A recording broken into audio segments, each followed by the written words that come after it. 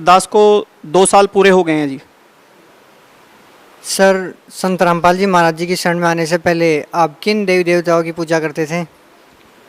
ये दास लोकवेद के आधार पर जो अपने घर परिवार में जो भक्ति किया करते थे, शिव जी महाराज की भक्ति करते थे और देवी देवताओं की भक्ति किया करते थे। और जी हमारे यहाँ पे प्रचलन है कि कावड़ लाया करते थे और बालाजी भी जाया करते थे। सर, जो भक्ति आप करते थे, शिव जी की पूजा करते थे, कावड़ भी लेके आते थे, बालाजी के मंदिर भी जाते थे, तो ये जो भक्ति आप करते थे, इनसे आपको क्या लाभ मिला? मुझे जी इनसे किसी भी प्रकार का कोई भी लाभ नहीं मिला। जो भी मतलब मेरे अंदर जो भी परेशानियां थी, जो मतलब शारीरिक तो मानसिक तो किसी भी प्रकार की कोई भी मतलब मतलब ये जाते थे हम दर्शनार्थ के लिए कि भाई हमें ये सुख मिलेगा, ये परेशानियां हमारी दूर होंगी, लेकिन मुझे किसी भी प्रकार का कोई भी लाभ नहीं मिला।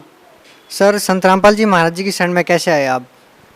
संत रामपाल जी महाराज जी की शरण में ऐसा आया हूँ क्योंकि हमारे गांव के एक भगत जी थे। उन भगत जी ने मुझे बताया, मुझे अचानक वो मिल गए गांव से बाहर, तो हमने उनसे राम राम करी। तो वे कहने लगे कि भी राजू, तू जिस भगवान की तलाश में फिर रहा है ना, वो भगवान तुझे हम मिलवाएंगे।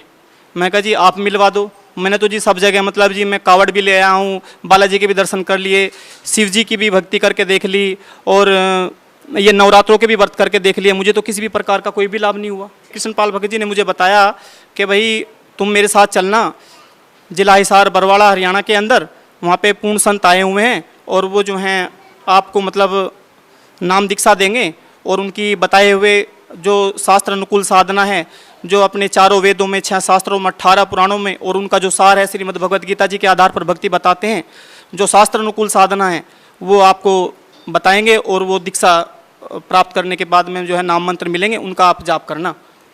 तो मैंने फिर उनसे कहा कि जी आप कब चलोगे? तो उन्होंने मुझे बताया कि भाई मैं अगले जो सत्संग स्टार्ट होगा उसमें चलूँगा, आप मेरे साथ चलना।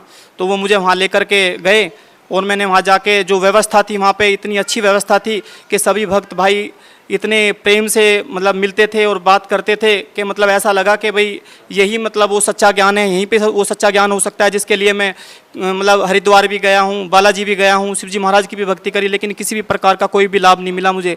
लेकिन वहाँ जाने के बाद एक आत्मिक प्रसन्नता हुई, आत्मिक खुशी मिलने लगी। नाम लेते के साथ ही मतलब एक बहुत ही अपार खुशी मिलने लगी मुझे कि मतलब यही पूर्ण भक्ति है, यही शास्त्र अनुकूल साधना है, जो अपने गीता जी के अध्याय नंबर 15 के 1 से लेकर 4 तक में बताया है कि जो ये संसार है उल्टा लटका एक पीपल वृक्ष के समान है, इसकी जड़ ऊपर को है, फिर तना है, फिर डार है, फिर टहनियाँ है, ये पात रूप संसार में हम सब आते हैं। अभी तक हम क्या कर रहे थे कि हम पत्ते जो हैं वो टहनियों को पूज रहे थे, लेकिन हम पूर्ण परमात्मा, पूर्ण संत की भक्ति नहीं कर पा रहे थे जो सतगुरु के द्वारा बताई जाती है। तो हमने संत रामपाल जी महाराज जी से दीक्षा लेकर के वो शास्त्र अनुकूल साधना कर रहे हैं। सर, जो सद्भक्ति संत रामपाल जी महाराज जी ने आपको दी है, उस भक्ति से आपको क्या लाभ मिला? जी इतना लाभ मिला है कि मानसिक मतलब सुख मिला है, शारीरिक और आर्थिक भी सुख मिला है, किसी भी प्रकार की कोई परेशानी नहीं है। एक बार इस दास के जो है कान में पर्दे में छेद हो गया और छेद होने के कारण इतना दर्द, असहनीय दर्द होने लगा कि मेरे से ना तो रोटी खाई जाए और ना ये आँख की जो पलक है ये भी लगनी बंद हो गई थी। और मतलब ये लक्षण लगने लगे थे, डॉक्टर कहने लगे कि ये जैसे फेस का जो हाफ पैरालाइज होता है उस तरह का, मतलब ये डॉक्टर कहने लगे कि हाफ पैरालाइज के लक्षण हैं। तो मैं बहुत घबराया, बहुत चिंतित हुआ। तो फिर मैंने जो है आश्रम में नंबर लगाया, आश्रम से मुझे बताया गया कि भाई इस नंबर पे शाम को पता कर लेना। तो मैंने जो है अपनी समस्या बताई, अपनी दिक्कत बताई कि मुझे ये परेशानी है।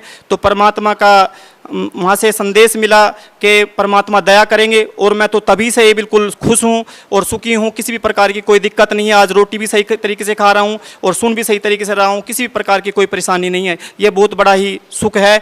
जो कि मैं कुल्ला भी करता था, पानी का बाहर फेंकता था तो यहीं पे रपट जाता था, आँख की पलक नहीं लगती थी, इतनी परेशानी मुझे आ गई थी।